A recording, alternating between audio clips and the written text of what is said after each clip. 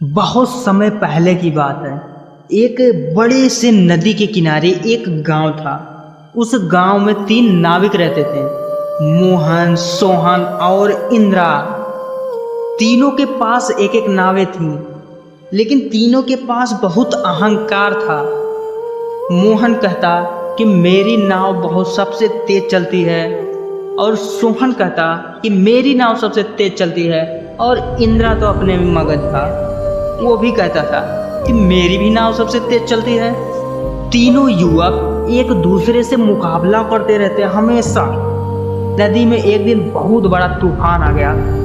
तेज हवा चलने लगी, आसमान में काले बादल छा गए, और तूफान बहुत ही विकट था, और ऊंची ऊंची लहरें उठी। तीनों नाविक उस समय नदी के बीच में थे। पहले मोहन ने अकेले ही नाव संभालने की कोशिश की, लेकिन तेज लहरों के सामने उसकी नाव डगमगाने लगी। सोहन ने भी अपना नाव संभालने की कोशिश की, लेकिन तूफान और तेज हो गया। इंद्रा घबरा गया। तभी मोहन चिल्लाता हुआ बोला कि अगर हम ऐसे ही अकेले अकेले लड़ते रहे तो हम सब डूब जाएंगे। फिर तीनों ने फैसला किया कि हम अपनी नावें तीनों एक साथ बांध देंगे और तीनों एक साथ चप्पू चलाएंगे। अब तीनों ने एक साथ जुट होकर अपनी पूरी ताकत लगाई, और धीरे धीरे नाव तूफान को चीरता हुआ किनारे की तरफ बढ़ने लगा। काफी संघर्ष के बाद वे तीनों किनारे पर पहुंच गए, और किनारे पर पहुंचते ही उन तीनों ने एक दूसरे की तरफ देखा,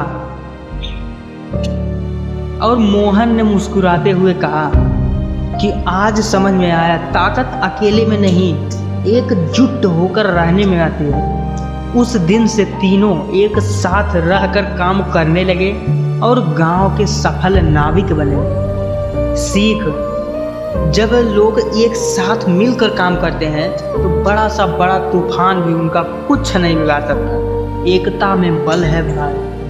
आपने यह तो सुना ही होगा कि एक बूढ़ा आदमी था जो अपने बच्चों को शिक्षा देना चाहता था कि एकता में बल है। उस बूढ़े आदमी ने उन लड़कों को एक एक करके बुलाया और एक एक क्षण दी। उसको उसने बहुत ही आसानी से तोड़ दिया।